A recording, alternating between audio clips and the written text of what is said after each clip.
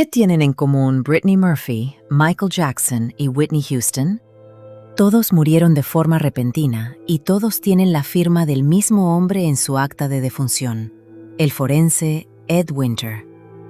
En el caso de Brittany, la historia es aún más perturbadora. Ella y su marido murieron en la misma habitación con solo meses de diferencia, bajo la vigilancia de una madre omnipresente. ¿Fue una negligencia médica o el trabajo de un limpiador de Hollywood? Quédense conmigo, porque esta historia empieza con una sonrisa de Hollywood y termina en un territorio que ni yo, con todos los casos que he estudiado, consigo explicar del todo. Bienvenidos, queridos míos, a un capítulo que llevaba tiempo queriendo contarles. Hoy vamos a hablar de Brittany Murphy, control, aislamiento y una muerte que, cuanto más se mira, menos sentido tiene. Brittany nació el 10 de noviembre de 1977 en Atlanta, Georgia. Su padre, Angelo Bertolotti, era ítalo-estadounidense y se movía en negocios que difícilmente podían calificarse de limpios del todo. Se le vinculaba con círculos de la mafia y, la verdad, mostró bien poco interés por la niña recién nacida. No tardó en desaparecer de la familia. Quien se quedó fue la madre, Sharon Murphy. Y ahí es donde arranca de verdad esta historia, porque Sharon no era simplemente protectora, era controladora, dominante, y determinación se queda corto para describir lo que esta mujer tenía dentro. Detengámonos un momento en ella, porque su figura pesa en todo lo que viene después. Sharon tenía algo que en Hollywood funciona mejor que cualquier otra cosa: una obsesión total con la carrera de su hija. Sabía, desde muy pronto, que ella jamás sería alguien famoso por mérito propio, y por lo que fuera, ambición herida, sueños que nunca pudo cumplir, decidió que sería su hija quien consiguiera todo lo que a ella se le había negado. Prácticamente desde la cuna empezó a moldear a Brittany como un producto. En cuanto notó que la pequeña tenía algo distinto, energía, oído musical, un don natural para actuar, en lugar de dejarla crecer a su ritmo, la convirtió en una niña que debía sonreír en cuanto se encendiera una cámara, recitar, bailar, actuar bajo pedido. Con apenas 4 años, ya la llevaba a castings de anuncios locales. Con 8, Sharon ya planeaba la mudanza a California, porque para ella Los Ángeles no era una ciudad más. Era la meta en sí misma, el sueño con el que llevaba tiempo obsesionada. Con el paso de los años, Sharon dejó de ser solo una madre para convertirse en el filtro por el que Brittany entendía el mundo entero. Cada decisión, cada conversación con una agencia, un productor o un estilista, todo pasaba primero por ella. Quienes trabajaron cerca de las dos en aquella época contaban que aquello no tenía pinta de amor materno, sino de una relación cargada de manipulación, miedo y control absoluto. En los rodajes, la describían como amable, sí, pero omnipresente. Siempre en la sombra, siempre vigilando, sin dejar que su hija se alejara ni un paso. Incluso cuando Brittany intentaba dar sus primeros pasos hacia una vida adulta, Sharon boicoteaba esos intentos. Las parejas nunca eran adecuadas, o eran celosas, o simplemente no estaban a la altura. El verdadero problema, sospecho yo, era mucho más simple. Le estaban quitando a su hija. Y aquí uno podría pensar, bueno, Hollywood es un lugar peligroso, menos mal que había una madre vigilando de cerca, porque de sobra sabemos lo que les puede pasar a las niñas prodigio de esta industria. Y a simple vista, el comportamiento de Sharon podía pasar por preocupación, pero era mucho más que eso. Lo llamativo es que Sharon no era agresiva ni abiertamente tóxica, no gritaba, no golpeaba, no amenazaba. Hacía algo mucho más sutil. Construyó una prisión emocional hecha de culpa, codependencia y la ilusión de un amor incondicional. Durante años, Brittany creyó que su madre era la única persona en la que podía confiar, la que la salvaba de todo.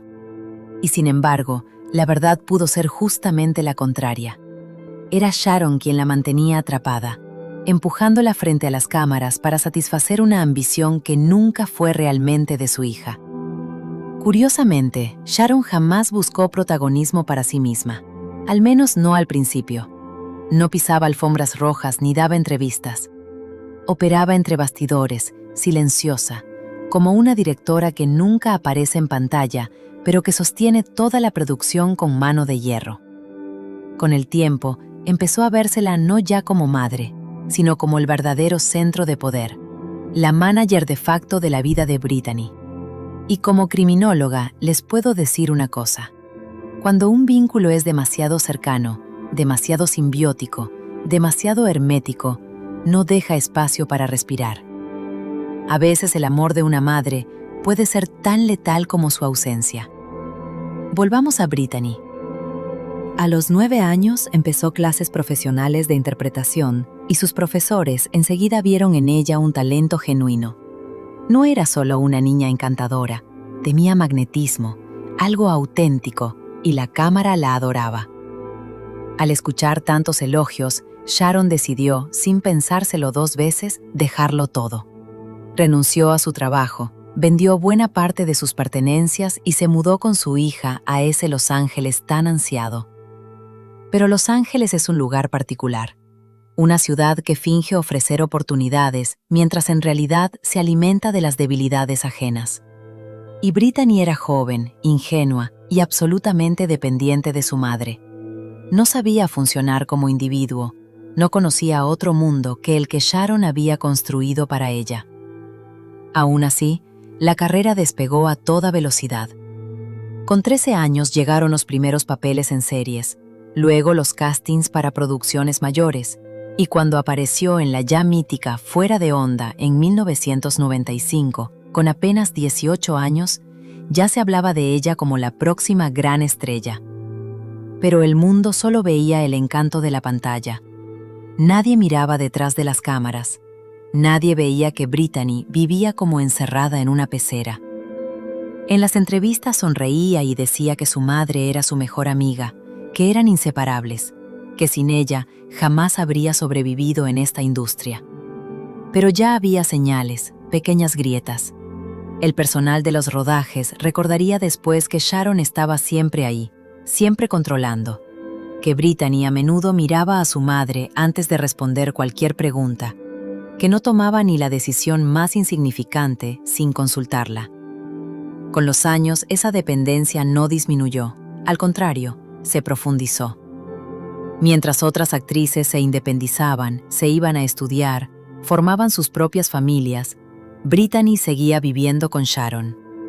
No era una relación madre-hija corriente, era una codependencia emocional en toda regla.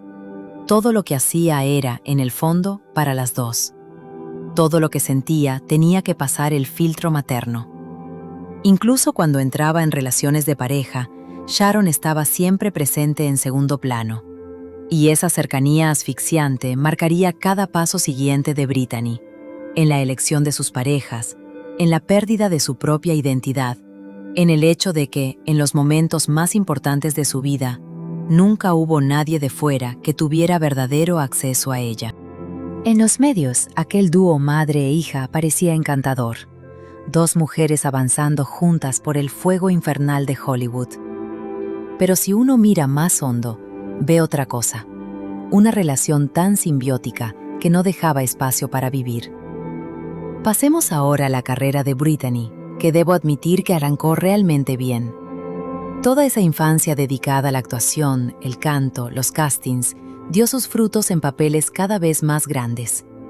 Los años 90 fueron en Hollywood una época en que los actores jóvenes podían saltar a la fama de la noche a la mañana, y las películas sobre adolescentes perdidos triunfaban en todo el mundo.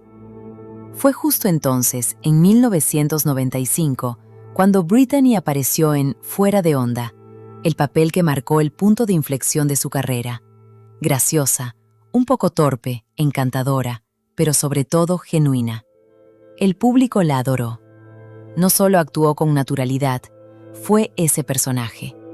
La directora, Amy Heckerling, reconocería más tarde que fue precisamente Brittany quien le dio profundidad y autenticidad a la película.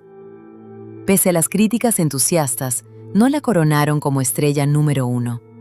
Se hablaba de ella como esa actriz secundaria que había deslumbrado al público. Y ese sería el patrón que se repetiría durante toda su carrera. Era magnífica, pero siempre quedaba un paso a un lado. En los años siguientes llegaron producciones como Inocencia Interrumpida, junto a Angelina Jolie y Winona Ryder, donde interpretó a Daisy, un personaje herido con un secreto a cuestas. Muchos dijeron después que actuó con una verdad demasiado real, como si supiera de qué hablaba, como si cargara un dolor parecido.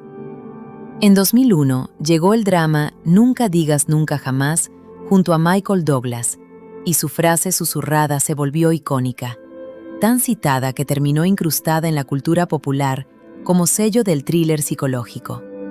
Y en cuanto la vieron compartiendo cartel con nombres de ese calibre, la prensa empezó a fijarse en ella con lupa.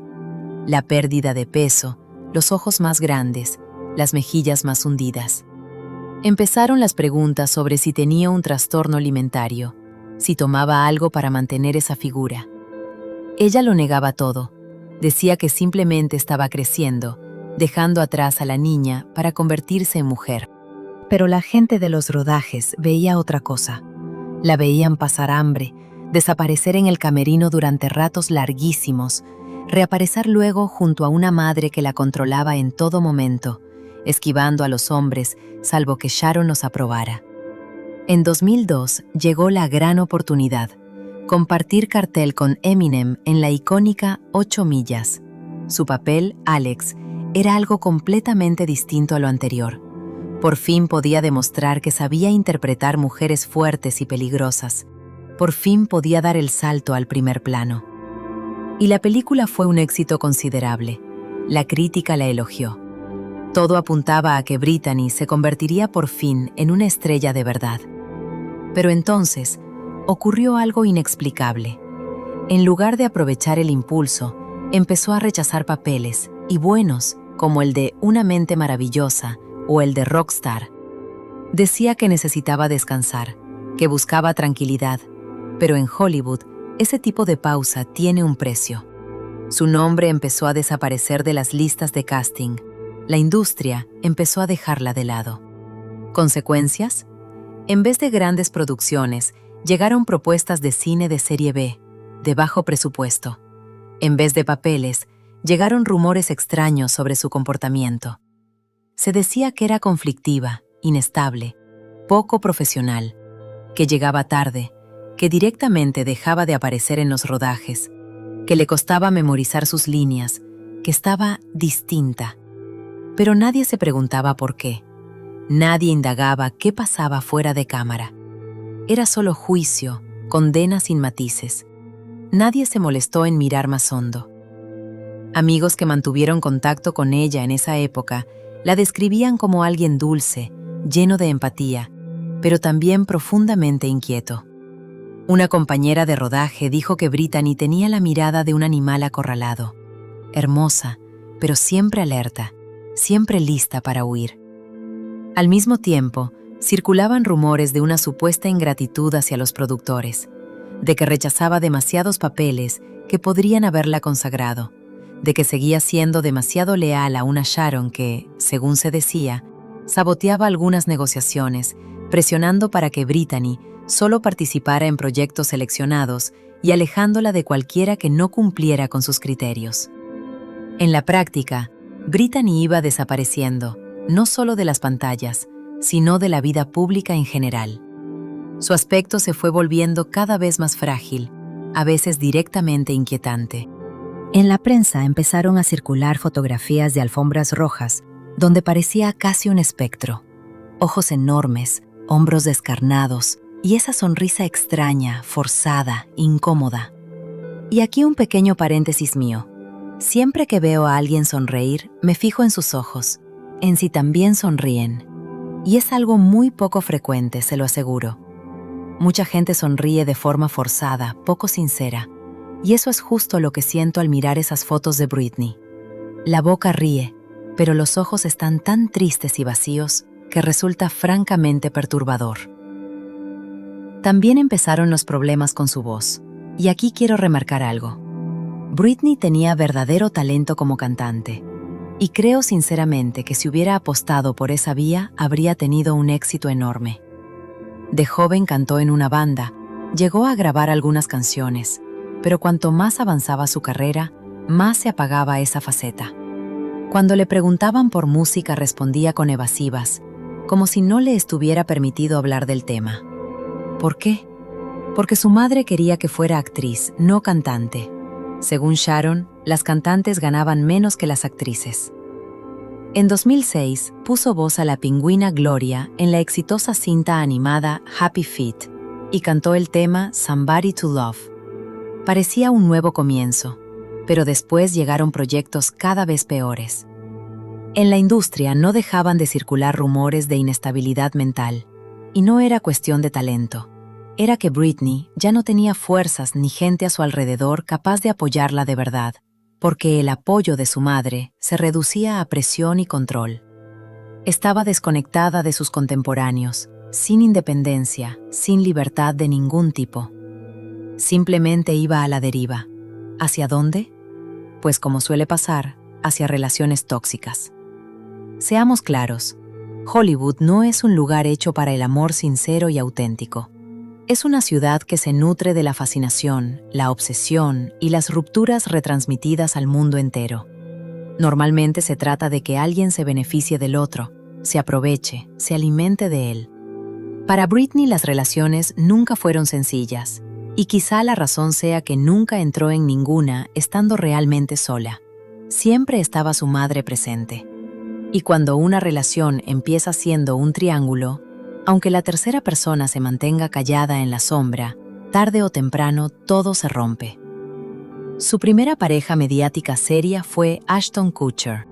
Fue en 2003, cuando coprotagonizaron la comedia romántica Recién casados, la primera película en la que yo misma la vi, y recuerdo haber pensado que tenía algo muy particular y que conociendo cómo funciona Hollywood, no tardaría en despuntar. En la cinta interpretaban a un joven matrimonio de luna de miel por Europa, viviendo enredos cómicos sin parar. Jóvenes, atractivos, riendo constantemente ante las cámaras, y la prensa se volvió loca. Era la historia perfecta para un tabloide. Él, el chico de la comedia de situación. Ashton entonces protagonizaba aquellos maravillosos 70. Ella, la actriz encantadora y talentosa a las puertas de una gran carrera. La relación fue intensa, rápida, un poco como su propia película. Ashton hablaba de ella con cariño, la llamaba extraordinaria y auténtica, pero con el tiempo algo empezó a chirriar. Circulaban rumores de que Britney era demasiado posesiva, de que desconfiaba de las mujeres que rodeaban a Ashton, y él, como sabemos, era bastante propenso a enamorarse.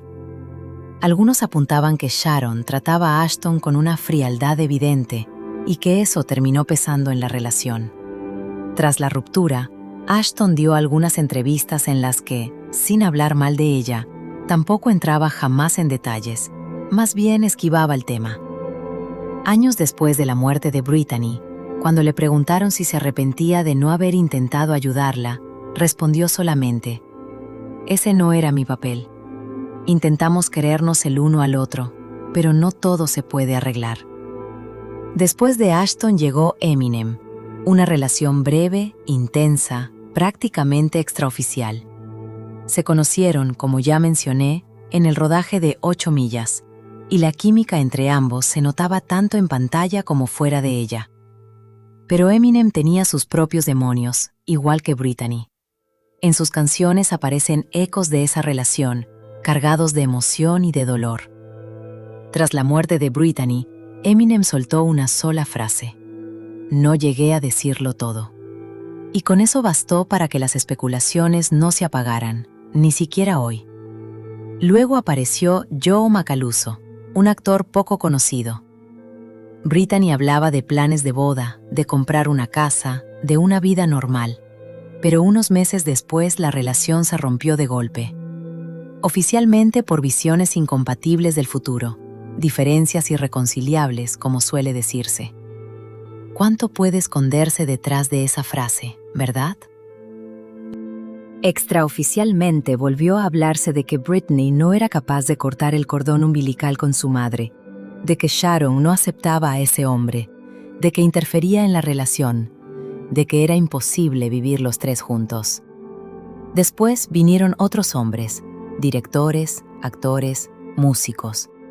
Pero todas las relaciones de Britney terminaban de forma parecida.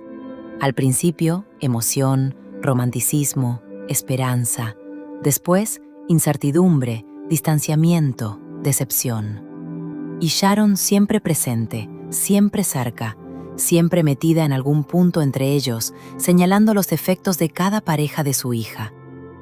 Vemos aquí un patrón muy revelador. Una mujer emocionalmente dependiente de su madre, con un pasado marcado por la inseguridad y el control, entra en relaciones con hombres incapaces de ofrecerle la seguridad que ella tanto necesitaba. Tengo la impresión de que buscaba en esos hombres una figura materna sustituta, pero eso nunca funciona y la relación acaba. Y entonces se abre un nuevo vacío, un vacío que, tarde o temprano, alguien terminará por llenar. Alguien que, en apariencia, será su salvación. Y ahí aparece él, Simon Monjack, el hombre que debía ser su rescate. Pero, ¿quién resultó ser en realidad? Simon Mark Monjack nació el 9 de marzo de 1970 en el Reino Unido, en el seno de una familia judía. Su madre, Linda, era especialista en hipnoterapia. Su padre, William, estaba presuntamente vinculado al mundo de las finanzas. Con 15 años, Simon vivió su primer gran trauma. Su padre murió de un tumor cerebral. Quizá ahí se rompió algo en él. Quizá fue el momento en que empezó a creer que el mundo no funcionaba con reglas justas. O tal vez, simplemente, descubrió que una tragedia puede ser un punto de partida muy conveniente, la excusa perfecta para empezar una vida entera hecha de justificaciones. De joven se interesó por la fotografía y el cine, pero jamás obtuvo ninguna formación formal en esos campos. Eso no le impidió presentarse como director, guionista y productor de cine, títulos que llevaba con orgullo, aunque ninguno de sus proyectos alcanzara un éxito comercial real. Y menudo personaje resultó ser. Escuchen esto. En 2001 se atribuyó la coautoría del guión de la película Factory Girl, la biografía de Edie Sedgwick, la musa de Andy Warhol. Y aunque su nombre nunca figuró en los créditos oficiales, durante años fue contando por todas partes que la idea le había sido robada por los productores. Llegó incluso a llevarlos a juicio, proceso que terminó en un acuerdo extrajudicial. Esa era, en el fondo, su estrategia constante. Relatos cargados de autobombo, de agravio, de persecución, siempre él, el genio incomprendido enfrentado a un mundo que lo explotaba. Tras bambalinas, su vida era un carrusel de relaciones extrañas y desastres financieros. Se veía envuelto constantemente en problemas legales. En 2005 fue arrestado en Nueva York por fraude con tarjetas de crédito. En 2006, por deudas fiscales, estuvo a punto de ser deportado de Estados Unidos. Acumulaba también varias demandas civiles por deudas impagadas, entre ellas una de una empresa de leasing a la que debía decenas de miles de dólares. Entre sus conocidos del Reino Unido circulaban rumores de que Simon se había especializado en estafas de corto plazo. Durante meses interpretaba el papel de productor adinerado, impresionaba a las mujeres, pedía dinero prestado a sus amistades y luego, sencillamente, desaparecía sin contestar el teléfono. Pero lo más llamativo eran sus relaciones con mujeres. Su primer matrimonio, con la estilista británica Simone Bean, terminó de forma bastante misteriosa. Poco se sabe de esa relación, salvo que, tras el divorcio, ella no quiso saber nada más de él. No dio entrevistas, no hizo comentarios, guardó silencio, lo cual ya dice bastante por sí mismo. Una de sus exparejas, Elizabeth Ragsdale, contó después cómo Monjack le prometió protección y una vida juntos mientras ella estaba embarazada de él. La llevó a Estados Unidos y en cuanto ella aterrizó, dejó de contestar el teléfono. Se quedó sola, sin recursos. Su hijo nació sin el apellido del padre y Monjack, por supuesto, desapareció. Entre sus víctimas hubo también una adinerada viuda de Nueva York, cuyo nombre nunca se hizo público, con quien mantuvo una relación muy intensa. Se ganó su confianza rápidamente, hablándole de sus contactos en Hollywood, de proyectos cinematográficos, de inversiones. Aseguraba ser un productor que había trabajado con las mayores estrellas, que conocía personalmente a Brad Pitt, y de paso, pobre Brad Pitt, todo el mundo se lo apropiaba para sus embustes, que conseguía contratos para modelos europeas. Cuando conoció a esa mujer, apenas tenía unos dólares en el bolsillo. Poco después, conducía su coche, llevaba los relojes de su exmarido y vestía la ropa que ella misma le había comprado. Era un patrón que se repetía con inquietante regularidad. El director Brett Ratner, responsable entre otras de Hora Punta y de la saga X-Men, contó que en cierta ocasión se reunió con Monjack, quien supuestamente quería financiar su siguiente proyecto. Simon le dijo que tenía 17 Ferrari en el garage, que había salido con Madonna, que poseía una gran colección de cuadros valiosos en Beverly Hills y que acababa de terminar un tratamiento experimental, atención, con células de aleta de tiburón, capaz de curar el cáncer y rejuvenecer el organismo a nivel celular.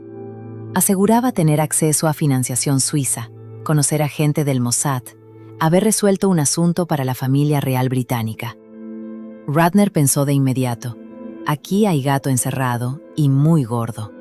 Como él mismo dijo, era el tipo de persona que hablaba demasiado, con demasiada seguridad, de cosas que sonaban sacadas de un guión de ciencia ficción. El encuentro no llevó a nada, salvo que Ratner advirtió a otros para que se mantuvieran alejados de Monjack. Pero no todos fueron igual de cautos. Ratner incluso llamó a Brittany cuando supo que Monjack rondaba cerca de ella, advirtiéndole que era un mitómano y un embaucador.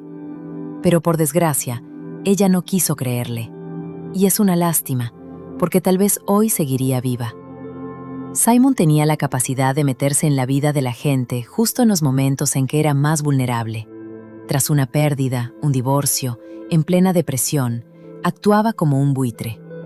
Se rodeaba de un aura de misterio, de hombre venido de otro mundo, alguien que sabía más, que había visto más, que ya lo había vivido todo. Y las mujeres sensibles y solas eran su objetivo, mujeres que anhelaban ser amadas incondicionalmente. Él les ofrecía la ilusión de ese amor a cambio de acceso a su dinero, sus contactos y su mundo. Y eso fue exactamente lo que le hizo a Brittany. Desde el punto de vista criminológico, estamos ante un clásico estafador social. Alguien sin empatía real, pero con una inteligencia emocional muy alta, usada exclusivamente para manipular. Y esa es una combinación particularmente peligrosa, porque sabía exactamente cómo colarse en la vida de otra persona y apropiársela poco a poco. Antes de entrar en la vida de Brittany Murphy, Simon ya estaba profundamente instalado en ese mundo de ilusiones que vendía como si fuera su realidad. Y no habló solo de fraudes fiscales o de un currículum inventado. Hablamos de algo bastante más inquietante: su capacidad para vincularse con mujeres adineradas de las que terminaba dependiendo económicamente. Una especie de parasitismo emocional y económico, versión de lujo. Cuando se relacionó con Brittany, estaba ya endeudado hasta las cejas, sin empleo estable, sin peso real en la industria, pero tenía algo más, una labia extraordinaria. Y encontró a una mujer que necesitaba precisamente esa narrativa, que por fin alguien la amara sin condiciones. El problema es que Simón solo amaba dos cosas: el control y el dinero. ¿Y cómo se conocieron exactamente? Según Simón, conoció a Brittany cuando ella tenía 17 años, durante una sesión fotográfica en la que él ejercía de fotógrafo. Mantuvieron algún tipo de contacto después. Él le escribía, la visitaba en los rodajes. Pero el romance no tomó velocidad real hasta finales de 2006, justo tras el divorcio de Monjack de su primera esposa, y poco después, Brittany rompió su compromiso con Joe Macaluso. Ella tampoco era ya aquella gran estrella del cine juvenil. Estaba agotada, decepcionada, cada vez más aislada. Tenía 29 años y se venía abajo, tanto psicológica como físicamente, cosas que por desgracia siempre van de la mano. Su carrera estaba a la deriva. Los papeles que le ofrecían eran cada vez más flojos, muchas veces cine de serie B rodado en el extranjero. En Hollywood ya corría la fama de que tenía problemas mentales y de que era mejor evitarla. Y en ese momento exacto apareció Simón, mayor, seguro de sí mismo, bien vestido, con una fachada aparentemente impecable. No era como los hombres con los que ella había estado antes. No era el chico de la comedia de situación ni el rapero rebelde. Era un hombre maduro, un pilar, una roca. Para una Brittany perdida, una pareja así parecía casi una salvación. Y Simón sabía exactamente cómo envolverla. Creía en ella, se lo decía todos los días. Le repetía que estaba infravalorada, que Hollywood no la entendía, que él conocía a gente capaz de devolverla a lo más alto, en lo que él mismo, según decía, ya estaba. Y Brittany, que durante toda su vida solo había tenido una figura de cuidado emocional, su madre, estaba sedienta de alguien que asumiera esa responsabilidad. Simón estaba dispuesto a hacerlo, más que dispuesto.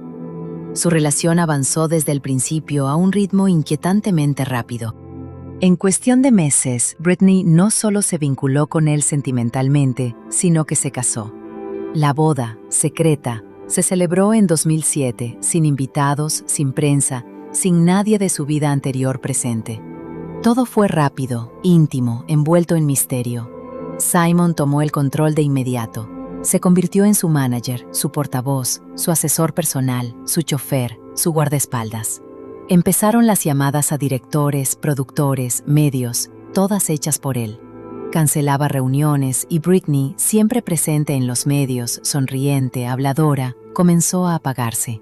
Su rostro se volvió cada vez menos expresivo, sus movimientos más limitados.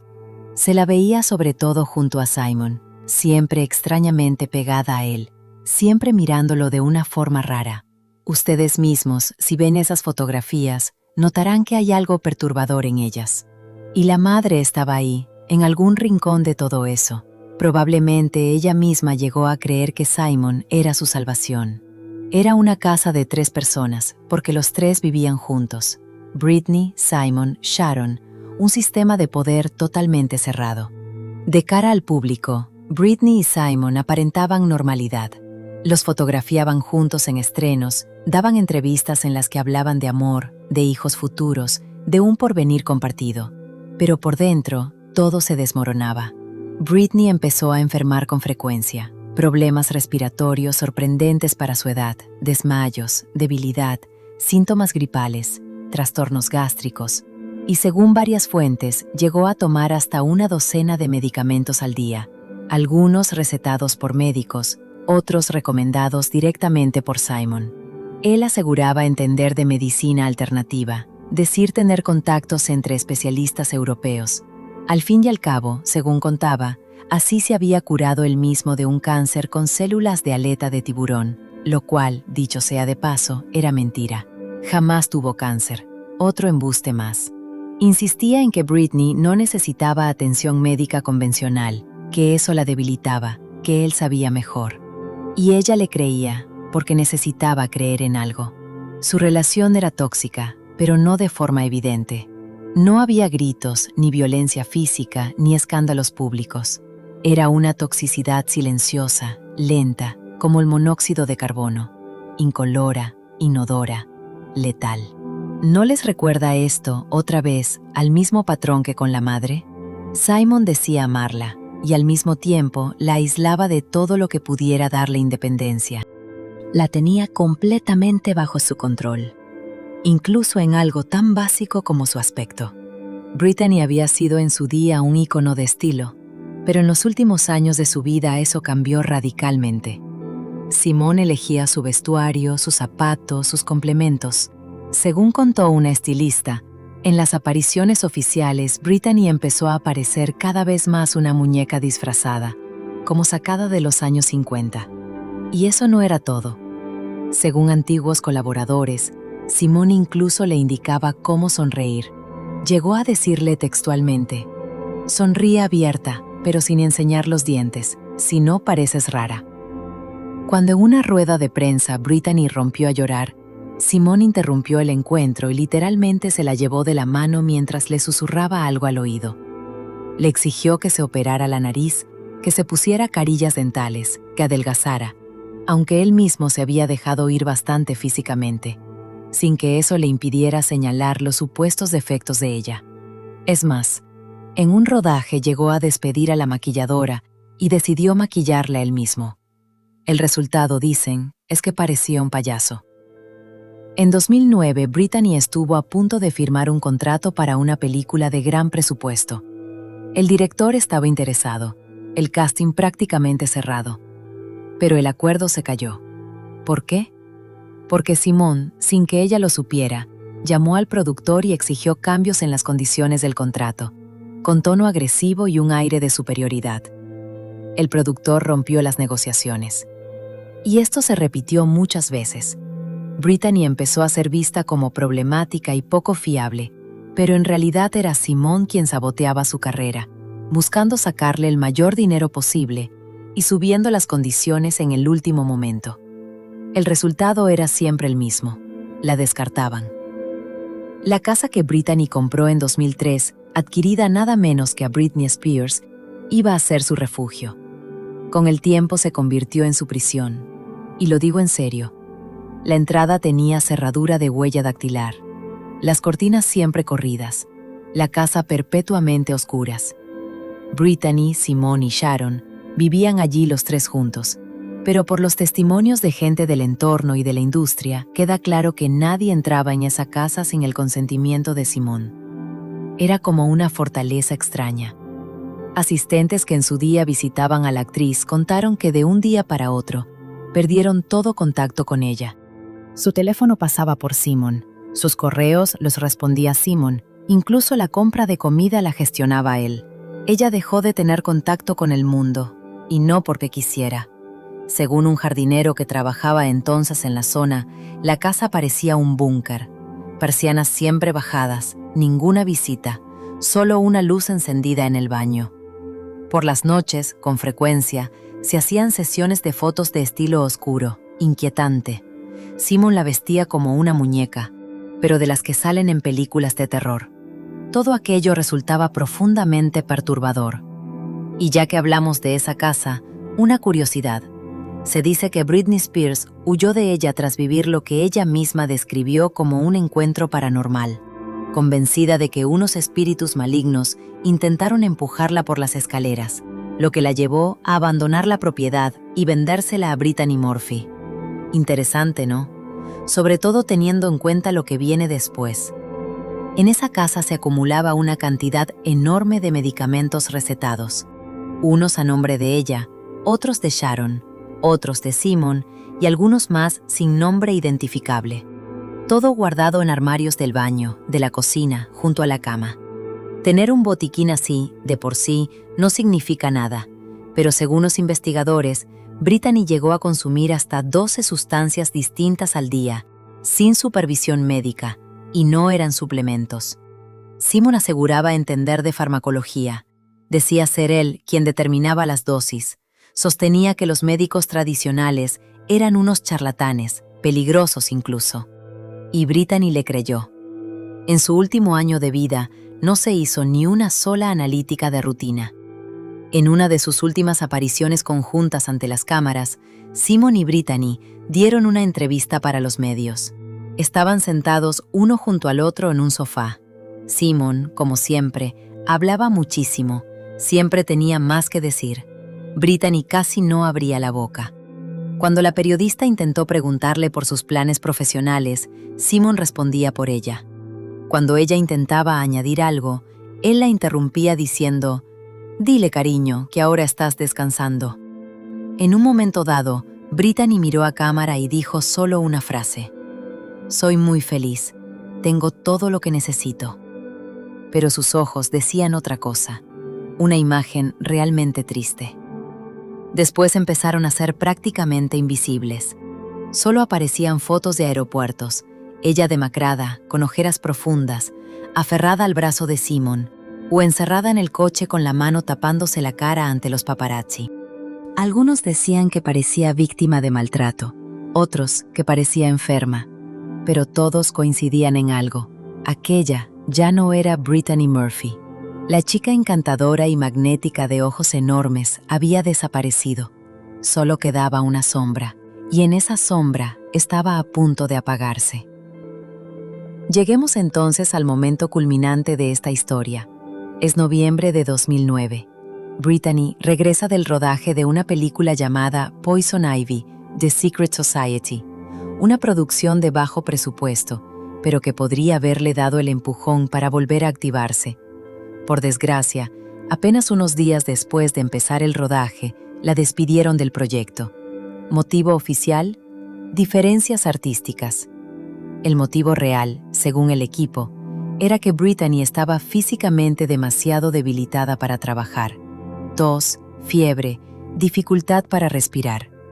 Y según consta, Simon Monjack aparecía regularmente en el set, generando caos y tensión. Se entrometía en decisiones de producción y algunos miembros del equipo sospechaban que intentaba forzar un pago extra, algo bastante plausible dado su historial. Al volver a Los Ángeles, Brittany prácticamente dejó de salir de casa y su estado de salud empeoraba día a día. Según documentos médicos y el testimonio de su madre, se quejaba de falta de aire, mareos, debilidad, tos y dolores abdominales. Simon, como de costumbre, minimizó los síntomas, y según parece su madre también.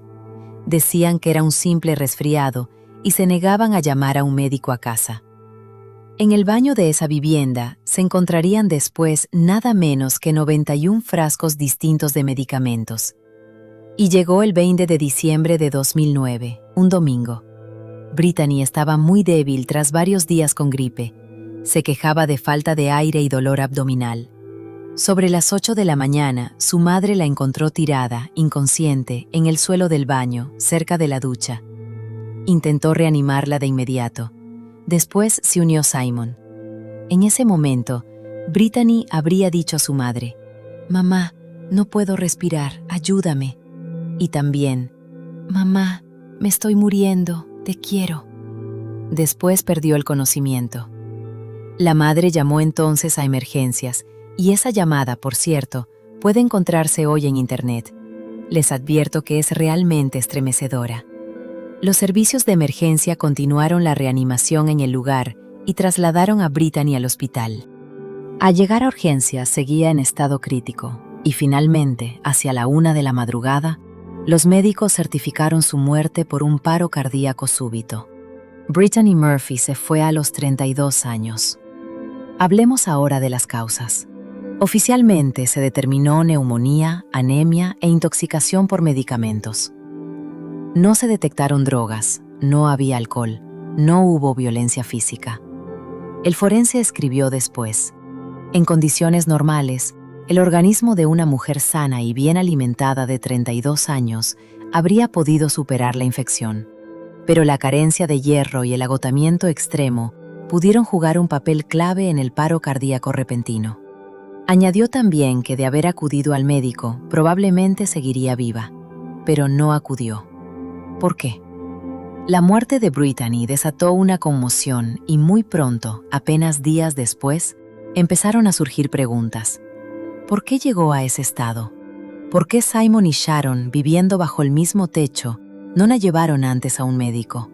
Sencillamente no cabe en la cabeza que, estando tan cerca de alguien, se pasen por alto síntomas tan graves.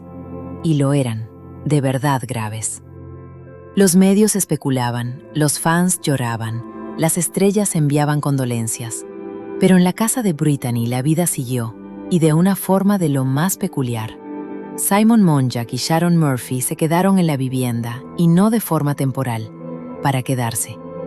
Una cantante de ópera cuya casa estaba justo al lado, contó después a los medios que, tras la muerte de la joven, las luces de esa casa se encendían como nunca antes, como si alguien organizara allí ensayos teatrales cada noche. Y ahí empieza a pasar algo verdaderamente extraño. Simon y Sharon comenzaron a aparecer juntos por todas partes. Programas matinales, ruedas de prensa, siempre como dúo, el viudo y la madre. Pero aquello resultaba de lo más inquietante. Pocos días después de la muerte de Brittany, en diciembre de 2009, Simon convocó una rueda de prensa. Aparecieron juntos con Sharon, vestidos de negro, con el rostro compungido, asegurando que querían honrar la memoria de Brittany creando una organización benéfica, la Fundación Brittany Murphy. El objetivo declarado era apoyar a jóvenes artistas, financiar cursos de cine y teatro para chicos sin recursos, además de labores educativas contra la violencia doméstica y las adicciones. Todo sonaba bonito, elegante, hasta conmovedor. Pero muy pronto algo empezó a no cuadrar, porque esa fundación solo existía en una página web. No estaba registrada como organización, lo que significa que no tenía derecho legal a recibir donaciones de ciudadanos estadounidenses, y sin embargo las recibía. La web estuvo activa varias semanas. Se podía donar por PayPal en dólares, libras, euros, pero no había mención alguna a un estatuto legal formal, ni nombres de una junta directiva, ni estatutos, nada salvo un logotipo, unas fotos de Brittany y un botón de donar. Periodistas de investigación de Radar Online empezaron a hacer preguntas, y ahí Simon entró en pánico. Cuando el asunto llegó a los medios, se retiró públicamente del proyecto, alegando que la fundación se había creado de forma apresurada por culpa de asesores incompetentes. Aseguró que había devuelto todas las donaciones, que suspendía temporalmente la página y que volvería a registrar la fundación conforme a la ley. Nunca lo hizo. ¿Y qué planeaba Simon realmente? Según testimonios de gente de su entorno y correos a los que tuvieron acceso investigadores, Simon planeaba montar un consejo ficticio de la fundación, compuesto por conocidos suyos puestos como testaferros. Contaba con subvenciones y donaciones corporativas, especialmente del sector del entretenimiento, y pensaba contratarse a sí mismo como coordinador de programas de la fundación con un sueldo de $120,000 al año. ¿Y Sharon? Guardó silencio, por supuesto. Apareció junto a Simon en la rueda de prensa, firmó sus comunicados, se mostró junto a él en los medios hablando del sueño de Brittany. Pero cuando el escándalo de la fundación empezó a estallar, Sharon desapareció del relato, sin hacer comentario alguno. Hay otro detalle que inquieta: la forma en que ambos lloraban la muerte de Brittany. En las fotos aparecen abrazados, tomados de la mano. Entiendo que es normal buscar apoyo mutuo tras perder a alguien tan cercano, pero hay algo raro en todo eso, al menos para mí. En enero de 2010, Simon y Sharon dieron una entrevista a Larry King en la CNN. Estaban sentados muy cerca el uno del otro, casi rozándose los hombros. Sharon hablaba con un tono suave, casi impasible, sobre los últimos días de su hija. Simon, como siempre, dominó la conversación. Insistía en que Brittany estaba increíblemente sana, que jamás fue adicta a nada y que fueron los propios medios quienes la mataron. En otra entrevista, Simon habló de una biografía de Brittany en la que, según él, ya estaba trabajando. Decía que la escribiría para que el mundo entendiera su alma, pero nadie llegó a ver jamás una sola página de ese manuscrito. Ella todavía, digámoslo así, no se había enfriado del todo, y ese hombre ya solo pensaba en cómo seguir sacando provecho de ella. Y cada vez sonaban con más fuerza preguntas que empezaron a inquietar incluso a gente ajena al mundo de Hollywood. ¿Por qué Sharon Murphy seguía viviendo en esa casa con Simon? Y atención, ¿por qué Simon y Sharon dormían en la misma cama?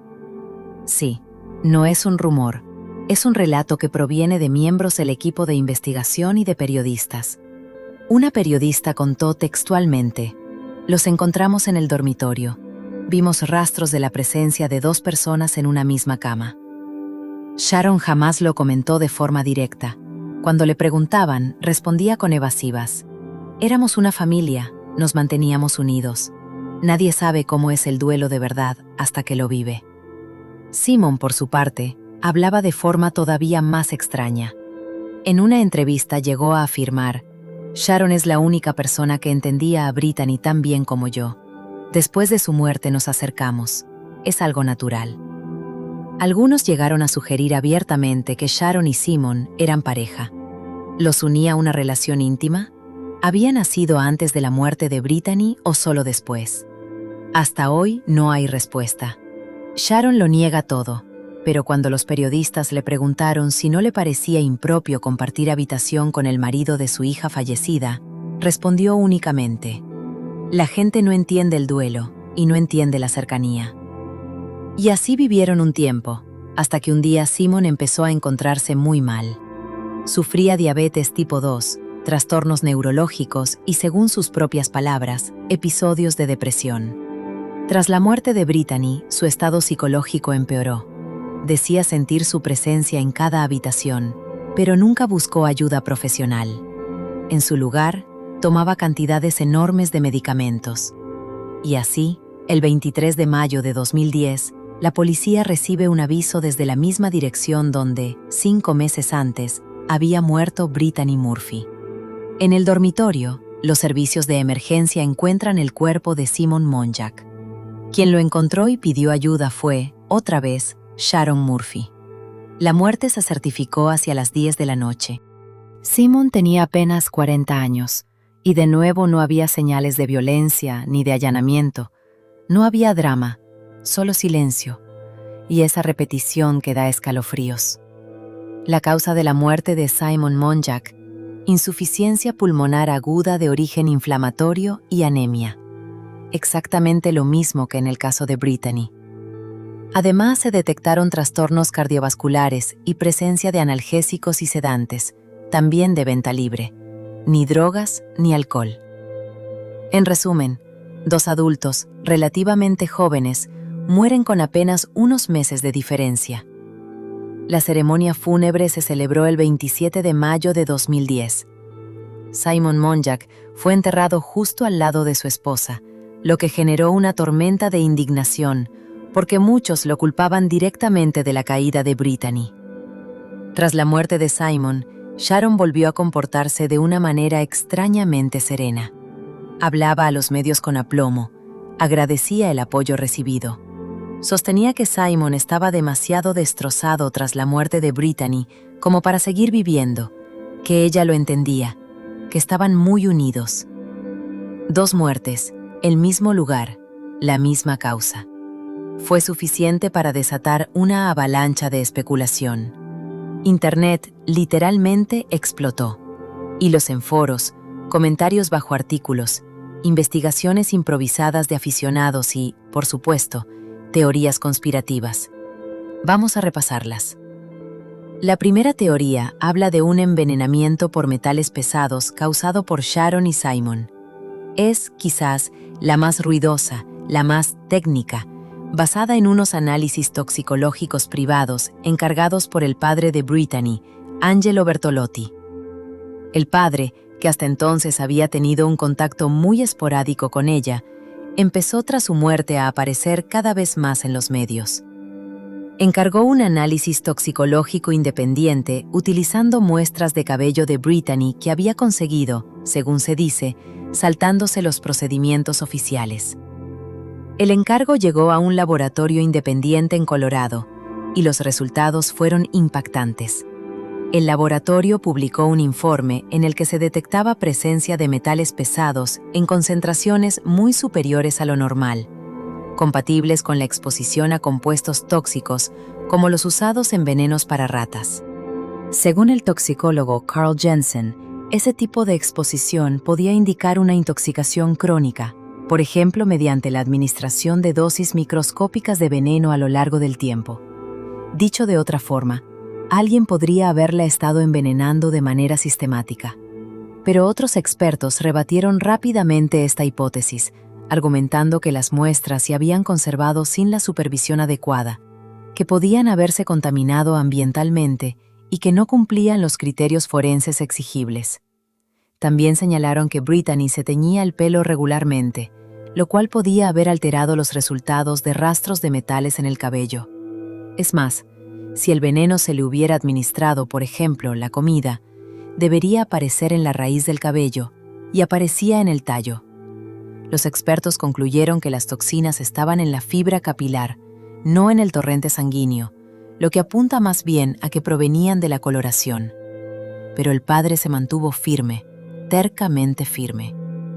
Era un hombre de mal vivir, Había dirigido clubes nocturnos durante años, tenía, como ya mencioné al principio, contacto con la mafia, y es probable que buscara sacar tajada económica de todo esto. Acusó a Sharon Murphy de encubrir deliberadamente pruebas. En una entrevista dijo: Sharon sabía la verdad. Ella estaba ahí. Los envenenó y nadie la tocó. También señaló que Sharon había vendido la casa, se había retirado de la vida pública y jamás apoyó sus peticiones de exhumación. Sostenía que Sharon y Simon podrían haber estado envenenando a Brittany durante mucho tiempo para volverla dependiente, debilitarla y tener sobre ella un control absoluto, y que tras su muerte hicieron lo mismo con Simon para eliminar rastros y testigos. Suena evidentemente a fantasía conspirativa, pero Angelo se mantuvo firme hasta el final, literalmente. Murió en 2019 convencido hasta su último día de que su hija no había muerto por causas naturales. Al final no se reabrió la investigación por falta de pruebas nuevas, por falta de una solicitud formal de exhumación. Sharon, como heredera, tenía derecho a bloquearla, y el caso, dicho llanamente, quedó en el olvido. Pero en conversaciones extraoficiales, agentes de la oficina forense reconocieron que nunca se cerraron del todo todos los cabos, así que quién sabe si esta teoría vuelva a resurgir algún día. Teoría número 2. El moho tóxico de la casa.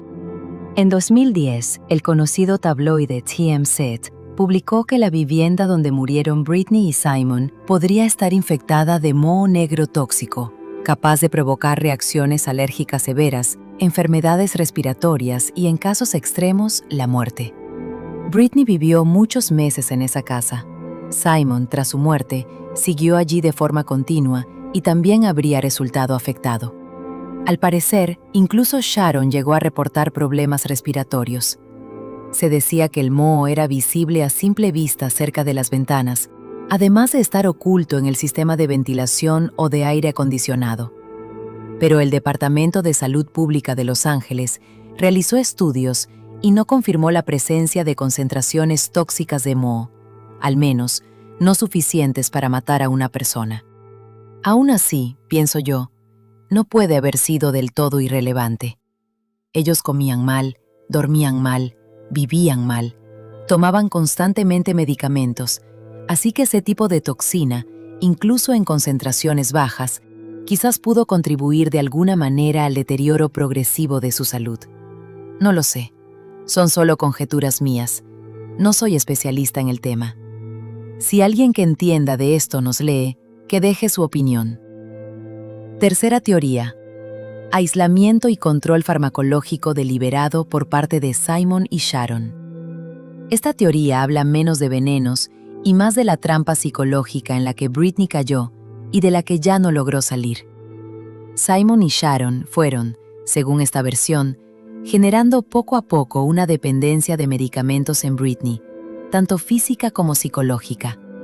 La fueron aislando de amistades, agentes, médicos, decidiendo ellos mismos qué tomaba y cuándo. Buscaban tener sobre ella un control total, y cuando su organismo quedó demasiado debilitado y ella demasiado sumisa, murió por el desgaste acumulado. Esta teoría asume que, obviamente, nadie quería matarla, porque de esa forma se habrían quedado sin la gallina de los huevos de oro. La muerte habría sido simplemente la consecuencia inesperada de un sistema de control sostenido en el tiempo. Porque Simon y Sharon lo obtenían todo de ella: dinero, poder, atención. Y cuando murió, Simon se convirtió en la víctima y Sharon en la madre mártir. Y después llegaron entrevistas, fundaciones, biografías, expectativas de dinero fácil. Simplemente querían seguir sacando provecho de ella. Nunca tenían suficiente. Suena a guión de thriller, sí, pero encaja perfectamente con el patrón de violencia psicológica que suele darse en dinámicas familiares tóxicas. De hecho, el primer ejemplo que viene a la mente es el ya mencionado caso de Britney Spears y su tutela legal. Cuarta teoría. Simon fue, desde el principio, un depredador emocional y un estafador puro y duro. Un análisis rápido. Conoció a Brittany cuando estaba débil, perdida, y eso era justo lo que buscaba. Usó la manipulación para aislarla, la manejó como un proyecto, controlando su trabajo, sus contratos, sus entrevistas, su dieta, sus tratamientos médicos. Cuando su cuerpo dejó de responder, porque él se excedió atiborrándola de medicamentos, Simon perdió el control de la situación, y eso no le gustó nada. En su testamento, Brittany lo dejó categóricamente fuera del reparto de bienes. No le legó absolutamente nada, lo que sugiere que algo se había roto ya profundamente para que ella tomara esa decisión. Dejó todo su patrimonio exclusivamente a su madre. Puede que Simon pensara que ya no tenía control sobre Brittany, que se habían distanciado, que profesionalmente ya no podía sacarle más provecho y que la dio por perdida. Pero sobre su madre, sobre Sharon, todavía tenía margen de maniobra, porque sería ella quien administrara el patrimonio de su hija. Cabe pensar que pudo haber contribuido de forma intencionada a su desgaste total con el fin de acceder de algún modo a ese dinero. Al fin y al cabo, sabía que Brittany estaba enferma y que empeoraba día tras día. ¿Por qué no reaccionó? ¿Por qué no la llevó a un médico? Eso la habría salvado. Pero esta teoría conspirativa sostiene que él sencillamente no quiso salvarla y que quizás, para entonces, ya empezaba a acercarse a la madre de Brittany. Tiene, hasta cierto punto, su lógica. Quinta teoría. Sharon Murphy oculta algo. Es la más controvertida y la más inquietante de todas. Como sabemos, Sharon ejercía una influencia enorme sobre su hija. Era sobreprotectora, posesiva, y tras la muerte de ambos se quedó con todo. Nunca solicitó una exhumación, jamás permitió una nueva autopsia. Desapareció. En realidad no se sabe qué hace ahora. Siempre estuvo muy centrada en el dinero, y al final lo consiguió. Esta teoría sugiere que Sharon pudo haber actuado con un cálculo frío y deliberado. Pero, ¿fue así realmente? No hay pruebas concluyentes, solo especulación. Si fuera cierto, estaríamos ante algo verdaderamente cruel. Y hay todavía una teoría más, que surgió relativamente hace poco y que está relacionada con Didi y con el llamado forense de las estrellas. Ya se lo explico. Es una historia que conecta a dos mujeres y a un mismo forense. Como sabemos, en 2009, Brittany Murphy fue encontrada muerta en su baño. Oficialmente, neumonía, carencias nutricionales, complicaciones, nada dramático, al menos según el informe forense. Pero ese mismo informe abre una auténtica caja de Pandora, porque lo firma Ed Winter, forense de Los Ángeles. El mismo que, 9 años después, examina el cuerpo de Kim Porter, pareja durante muchos años de Sean Combs, conocido como Didi. Ella también muere en su propia casa, también de forma repentina, también supuestamente de neumonía, y tampoco esto despierta sospechas entre los investigadores. Así que tenemos dos muertes muy sonadas de mujeres vinculadas al espectáculo, con la misma causa oficial. Y en Los Ángeles, este tal Ed Winter era mucho más que un simple ayudante forense. Estuvo presente en un número enorme de fallecimientos de celebridades. Cuando moría alguien famoso, ahí estaba Ed, frente a las cámaras, pronunciando las fórmulas de rigor, explicando a la opinión pública que no había pruebas de intervención de terceros. Así que rápidamente un repaso. El cuerpo de Brittany Murphy lo examina Winter. El de Whitney Houston, Ed Winter está presente. Michael Jackson, Ed Winter. Paul Walker, Ed Winter. Kim Porter, pareja de Didi, adivinen quién. Efectivamente, Ed Winter otra vez. Los nombres cambiaban, las mansiones de lujo cambiaban, pero la cara frente al micrófono era siempre la misma. Con el tiempo, algunos periodistas empezaron a llamarlo el apagafuegos, porque cada vez que aparecía Ed Winter, los casos se apagaban. Y en Internet ha estallado recientemente una hipótesis. ¿Es posible que personas con una influencia enorme, como Didi, pudieran tener algún tipo de influencia indirecta sobre cómo se reportaban ciertas muertes? ¿Que los casos de Brittany y de Kim Porter no estén tan desconectados, sino unidos por el mismo silencio? porque Brittany fue vista con frecuencia en fiestas de Diddy. Al parecer le gustaba pasarlo bien a lo grande en ellas.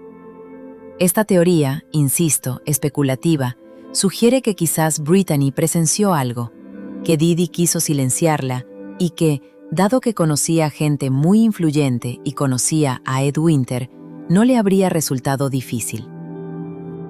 Tanto la familia de Britney como la de Kim negaron rotundamente estas teorías, calificándolas de dañinas, repugnantes y falsas. Y puede que tengan razón. Puede que Internet, una vez más, se haya dejado llevar por la fantasía. Puede que todo esto sea solo una serie de trágicas coincidencias. O puede que no, porque a veces, demasiado silencio, demasiados cuerpos y demasiados casos cerrados hacen que la gente empiece a conectar puntos por su cuenta, aunque no debiera.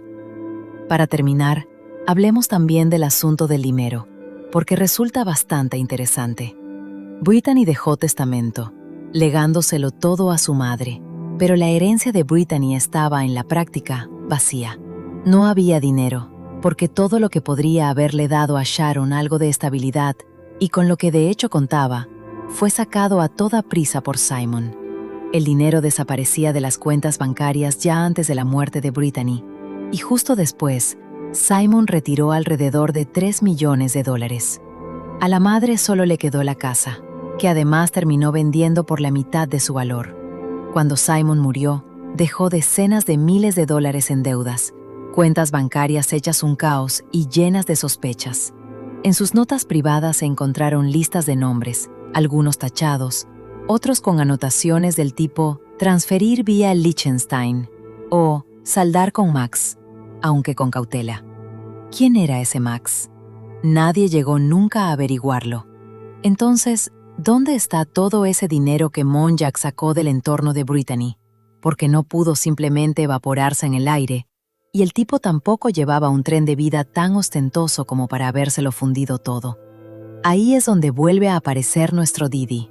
Entre periodistas de investigación de Los Ángeles, empezaron a circular rumores de que el dinero de Brittany habría sido movido fuera del país, de que Simon Monjack, pese a parecer completamente incapaz de gestionar sus propias finanzas, tenía un conocimiento extrañamente preciso de paraísos fiscales, y de que poco antes de morir, se había puesto en contacto con personas vinculadas al mundo musical, incluyendo gente cercana a Sean Combs, alias Diddy.